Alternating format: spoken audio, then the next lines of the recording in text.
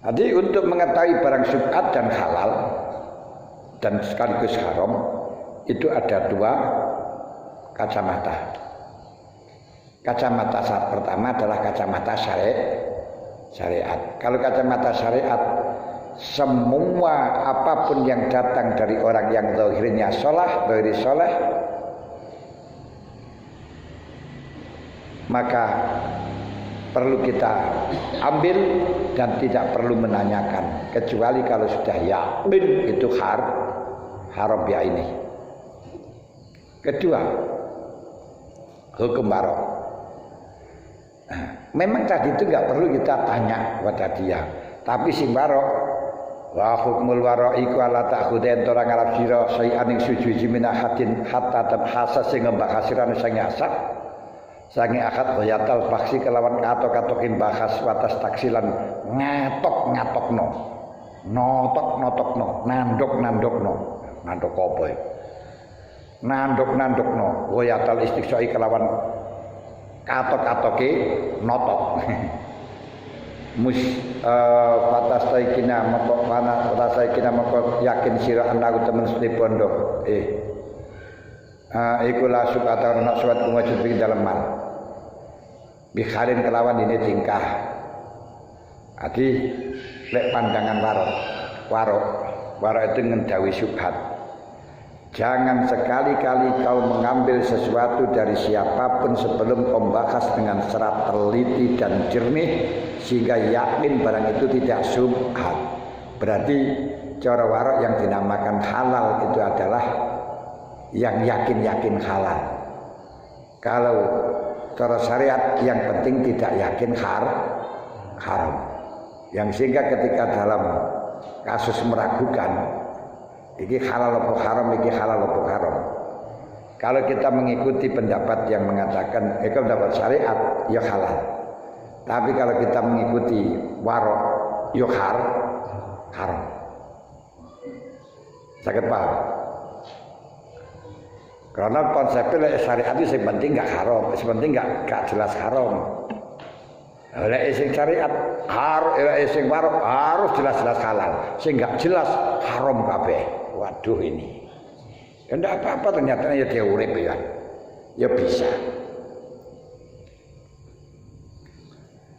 Wa ila lamun ora la'an lahu an nasibata fihi berarti syubhat. Ya fatarud dahu menolak osira ing mal. Kalau ternyata barang ini ku syubhat, no. Apalagi pembagian yang semacam ini ya syubhat kabeh malah bisa mendekati haram. No. Maksudnya di kono lho. Di kono ning kae iso dikene kae wong nih.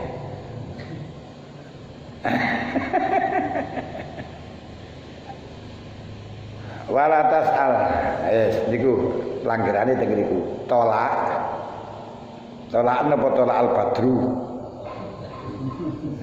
Nah niki kene tarite tolakan. Tapi kalau sampean digawe ora duit ngono ya tolak al badru. Bukan nolak tapi malah menerima dengan tolak al badru alaina. Ya Allah. Falakat ruwayna teman-teman dikatakan yang sunnah Nabi Bakar As-Siddiq radhiyallahu anhu. Gitu. Anak gulaman teman sedih budai Abu Bakar As-Siddiq. Anak gulaman lau kedua Abu Bakar. Iku atahu sawan sapa si gulam ing Abu Bakar bila banin kelawan susu. Arti Abu Bakar itu daharane cukup dengan mempunyai budak yang setiap hari bekerja. Mencari uang kemana-mana, mencari duit kepirit-pirit niku puno kawani. Kan dia akal tuh enak tuh. Di Indonesia kan belum ada, tidak ada namanya budak, tidak ada namanya gulam. Yang ada sapi kan juga malah Melayu ya. Jadi gulamnya, yakni budaknya datang dengan membawa susu.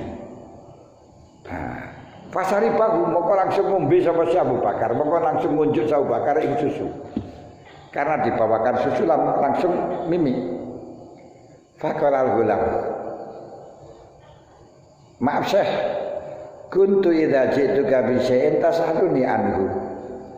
Kuntu ana sapa ingsun niku idza ji'tuka ing dalem mari kalane jik tas ingsun ing sira. Lek kula sik tas teko jenengan. Bi syai'in kelan go suci-suci. Tasaluni, tekok sira ing ingsun aku saking Syekh. Setiap aku bawa makanan, engkau selalu bertanya dari mana ini. Lah kok kali niki panjenengan mboten tentok wali marang karena apa lantas alnira teko sira ing ingsun an hadzal labari sanging susu. Kenapa kau tidak menanyakan dari mana, di mana kok ngoten-ngoten jae. Sampai piye? Faqala maka dawuh sapa Abu Bakar. Wa makisatu. Wa marani kok kisatu ta ceritane bondo. Ceritane piye kok oleh susu men piye? Nggih meros. Ndak kok iso meres lho, ceritane piye? Faqala maka ngecas sapa gulam roka itu nyuwuk ingsun. Dadi rupiah niku maknane nyuwuk. Lek nyuwuk bid'ah, lek rupiah enggak bid'ah, aneh bin ajaib.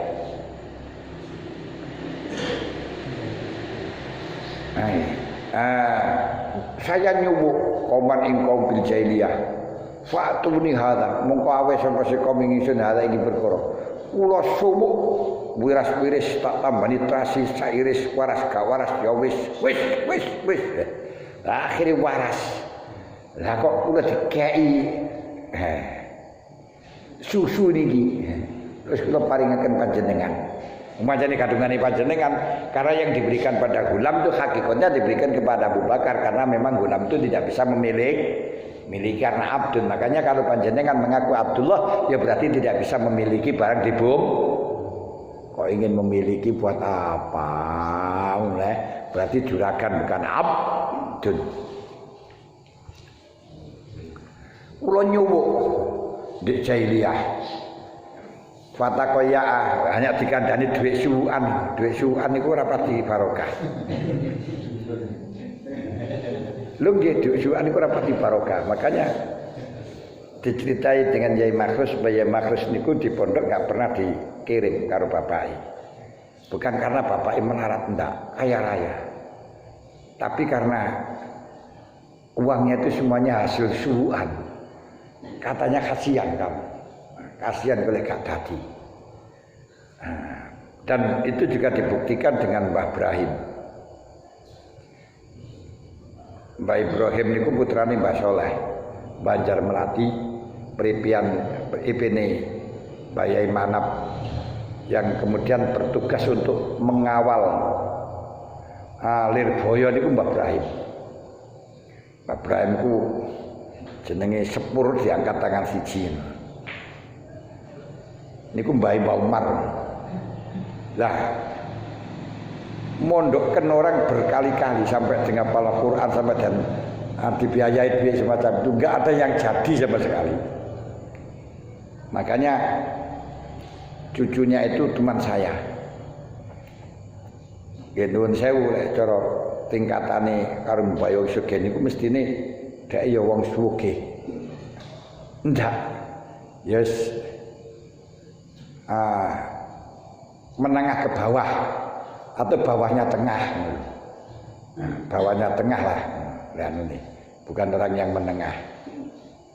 Cara gampangnya sepeda ontel ngoten. Saiki wis sepeda motor. Lah. Kenapa kok gak dikasih? Karo mbae dikandani. Aku ora ngegai awakmu. Hati buke dikandani ngoten. Gak ngegai awakmu ora krana eman. Krana bondoku kabeh asile saka nyuwuke sakno anakmu jenenge. Akhirnya anak itu di melarat, akhirnya ya putune ya melok melarat atau mamake melarat. Entah sekarang dulur-dulure piye peradaban kan ya. Kok wong tuane melarat tapi kan ya bisa ngoten ya. Sekarang enggak tahu saya ngoten. Lha niku kok ngoten niku. Mulane nek ora dhuwit suwan wis disetakono ngoten mawon. Tapi sapa katene nyuwukno. Akhirnya Abu Bakar dikandani niku subuhan, gara hasil subuhan. Kan ya halal to hasil subuhan. Wong dhek nyuwuk terus dikai ngono. Fatakoya muntahna sapa Abu Bakar As-Siddiq radhiyallahu anhu. Diuntah-untahno. Kayu. Maka Allahumma hadhi ma'dzirati. Allahumma ya Allah adhim taki pariku ma'dziratu kotoran ingsun. Fama bagia fil uruk fa anta hasbu fama utai perkara bagia kang sisa fama fil uruk ing dalem otot lek sing kadung keri-keri ten otot ya fa anta hasbu maka utai panjenengan iku hasbu zat kang nyukupi Tuhan. Ati kula niki makdirati sing tapi sing gak iso metu krana wis kandel ten otot niki panjenengan ampuni Tuhan panjenengan sing nyukupi. Fa hadza maka utai dawuh Abu Bakar kana apa sikape Abu Bakar iku ya duluka nuduhaken apa hadza ing sira ala wujubil baksi ngatasi wajib nriti-nriti ama sing perkara takut dama kang dadi dingin takut takdumu kang lakoni sira ali ngatasi ma ingkang lamun ana iku laka kedhe sira penadurun angen-angen fil warok wa hakilan haki warok wa hadhi ya iki warok wa hadhi ya iki warok ani lho lek panjenengan ingkana lakana dzurun fil wara wa haqi kalau panjenengan masih punya angen-angen ngimpi dadi warok ngimpi dadi warok tapi bukan warok telur ngagung warok Ponorogo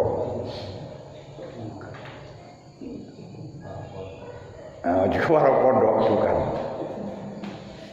lek panjenengan sing kepengin dadi warok dan haki warok monggo ketika mendapatkan sesuatu dari orang yang orang walaupun orangnya itu jelas perlu telitin halal ora weh lo niti akhirnya niti terus ya ora sida mangan itu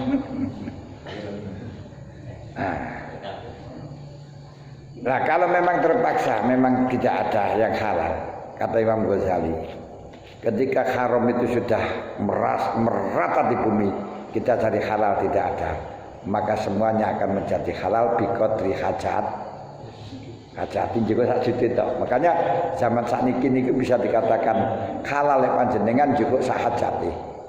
Mangan gur, pokok sing penting ora wareken ngoten tok. Pokok sing penting gak luwe ngoten. Dan niku yo enak yo. Lek panjenengan gelem ngoten ya iso lek halal temenanan. Dan akhirnya lek halal temenanan anggotanya niki kok enak iki nglakoni halal niku. Kayak nglakoni salat, kayak nglakoni sedekah kaya pun perlu wijin. Niku lek barangnya sing dipangan halal saestu niku. Bengi barang tangi niku cumcal-cucut ngoten lho. Pencolot-pencolot niku saged. Wis niki pati-pati. Fa engko delok ngeten iki malah anu. Warok niku kaya nulayani syariat lan hukume piye terus niku.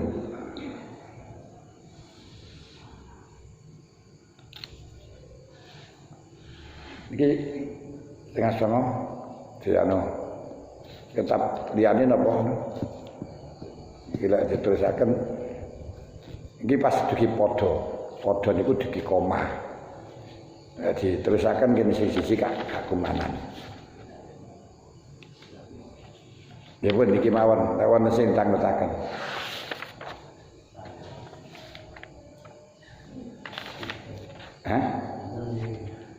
mbon nggih monggo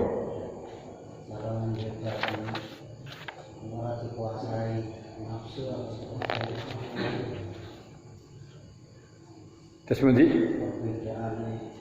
dikuasai nafsu kali dikuasai Allah atau dikuasai nafsu itu perbedaan ati ngeten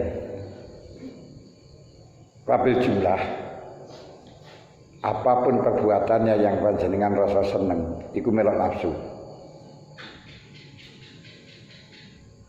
Biasanya sholat itu harus arasan kok semangat, berarti nurusin nafsu. Bak nafsu dapat bagian itu loh. Tapi bukan berarti tidak harus kita laksanakan. Tetap kita laksanakan, tapi nafsu kita atur dulu. Ngaji biasa rasa-rasen, kok ya semangat. Ada apa dengannya? Ngoten lho. Tengering ngoten. Punapa mawon.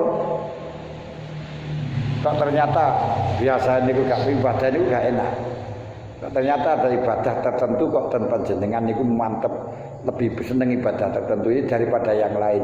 Itu berarti melok nafsu.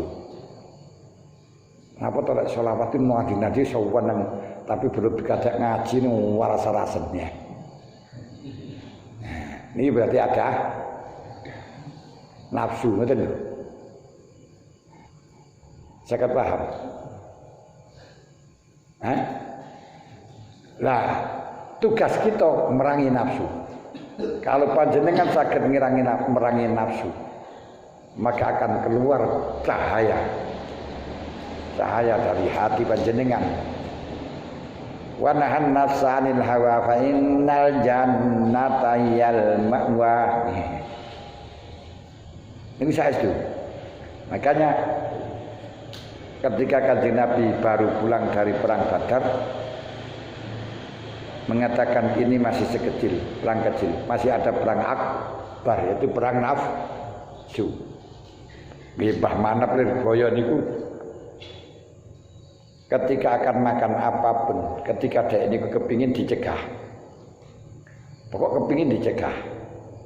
Makanya ketika mempunyai keinginan tempe di pondok niku dia tidak makan tempe sampai lebih dari 2 tahun. Kenapa? Karena saya kepingin terus gak dikai. Sehingga ketika beliau niku diajak dolan dengan koncone jak nang omahe. Terus karo koncone niku dibelehno pitik lan diwenehi tempe goreng. Nah, lek dikai tempe karo tempe goreng pitik niki jelas engko Mbah Manap akan mengambil pitik krana beliau gak seneng tempe goreng. Nah, iki dia karepe koncone gak mau dengan tempe. Delalah malah meleset. Yang dipangan tempe ini bukan iwai. Piye to iki? Nang pondok tempe ora gelem sampai 2 tahun. Gak gelem. Niki malah tempe dipangan. Nah, iwai enggak. Ini opo? Ya kalian apa piye? Lah, saya di pondok karena ingin tempe maka saya jauhi, tapi di sini itu saya ingin iwak. Ngono iwak kaya ngono ae. Kepingin iwak, mulane gak tak pangan iwak, sing tak pangan tempe ne. Mergo aku sing tak kepingin iwak iki, ngoten. Niku carane geleman lho. Tapi nafsu niku lha dicegah terus mengatakan muring-muring mau dijak salat gimana ora rasa ngoten.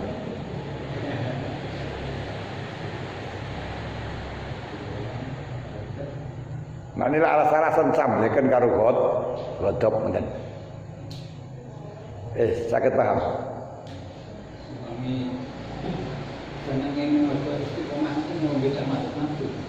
Nah, niku nafsu.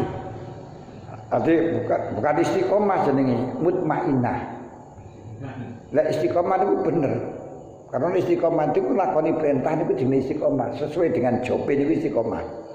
Kita bisa bedakno antara istiqomah karo mutmainnah muwadhabah ngajek. Nah, arti nafsu niku ana 8. Ada 7. Pertama nafsu ammarah bisu. Nah, kalau nafsu ammarah bisu jelas nulis ngejak maksiat ae. Lek penggawean ana api ana elek ngejak sing elek. Niku ammarah bisu. Kalau kita riyadhai kita perangi dengan cara ditolak terus akhirnya meningkat menjadi nafsu mulhimah. Nafsu mulhimah la aku fa'alhamaha fujuraha wa taqwa. Kita akan tahu mana yang fujur, mana yang takwa. Lek waktu dikuasai oleh nafsu amarah bisu wis gak tahu halal ben haram ben. Wis ora roh kok. Tapi ketika sudah masuk di dalam nafsu mulhimah akan bisa paham mana yang baik, mana yang jelek. Falhamha fujuraha wa taqwa. Ketika kita sudah paham melangi nafsu mulhimah akan masuk di dalam nafsu lawamah. Tukang nyalahno. Oh, donmo ora gelem ngene, keliru wae ngene itu nafsu lawamah. Allah Taala enggak sumpah dengan nafsu lawamah, la uqsimu bin nafsil lawamah. Ketika panjenengan wis gak maidu, wis gak mikir-mikir, dadi anteng, seneng salat, seneng poso, seneng tahajud, pewenak. Ini adalah nafsu mutmainnah, nafsu sing anteng seneng lakoni keapian. Niki yo elek. Bin nisbat nang dhuwure, tapi apik dinisbatno saka papat yang bawah tadi. Mulane saka niku Syekh Zakaria Al-Asri ndawaken ya asyiral syahwat, ya asyiral muqamat, ya asyiral ibadat. Wong sing diboyong lakoni ibadah, sing seneng ibadah. Anta mal rurun kuwi iku kebojo ainal istighol billah, kapan sibuk karo Gusti Allah, ora sibuk karo awakmu dhewe ae. Lha niku dibakak Fathur Rahmani. Lah, tapi niku pun sae, niku meron nafsu mutmainnah. Makanya ketika nafsu mutmainnah didhawuhi, ya ayyatuhan nafsul mutmainnah turji'i. Hei nafsu sing seneng salat, irji ila rabbiki, aja seneng salate, seneng nang pangeranmu. Mulane sing ketika Bisri Al-Hafidh dipamiti haji ana wong kok seneng haji ae, aja seneng haji, seneng nang pangeranmu. Apa sing diperintah pangeranmu, aja sing pen. Akhirnya naik menjadi nafsu rodi. Nah, rodian ini bukan hanya satu fokus ibadah. Apa saja yang ditentukan Allah kepada kita, sabitna wa atona, mantep, yaitu perintah Gusti Allah. Ngoten to. Niku jenenge nafsu rodiyah. 5. Nah setelahnya nafsu rodiyah niku yang mesti enek maneh. Wong niku sing rasa ridho niku keliru. Gak ada orang itu ridho. Nek panjenengan rasa ridho niku keliru. Orang itu bukan ridho tapi diridani. Makanya ketika jadi nafsu rodiyah diomongi, ya Tuhan nafsul mutmainnah irji'i ila rabbiki radiyatan mardiyah. Ketujuh, jadilah nafsu sing mardiyah, bukan ridho tapi diridhoni. Nah, kula wis mardiyah masuk dalam nafsu kamilah. Lah ni udkhuli fi ila rabbiki ya nafsu mutmainnah ila rabbiki radiyatan mardiyah. Fadkhuli sing tersebut fi ibadi, kawula kuwi dadi kawulaku. Kawula niku apa jare tugas. Kalau nang sawah aja ngenyang. Kula tenan mawon, walaupun kadung seneng nyapu. Wis tugas nyapu apa enak dikon nang sawah. Dibas nang sawah enak dipindah dadi tukang masak. Duh, niku enak kula pun seneng sawah niku kok kancane marem kula. Nah, niki berarti seneng nangge, aku ora seneng nangge. Napa? Malih senenge niku dateng kawula ya ayatun nasbut ma'ina jila rabbiki radiyatan mardiyah fadkhuli fi ibadi wa tadkhuli jannati. Masuk dateng kawulaku, ojo ngasuk dalam sing Jadi kawulaku ojo. Nah, jadi kawula niku masyaallah. Ojo juragan. Juragan niku narjet tukang ngelokno, tukang tanggung jawab, tapi lek kawula gak punya bayaran, gak bisa nuntut. Nah, kita sebenarnya pangeran sing nuntut gak dibayar ora tandang kali. Berarti duduk kawula niku juragan. Ngoten. Terus sampun.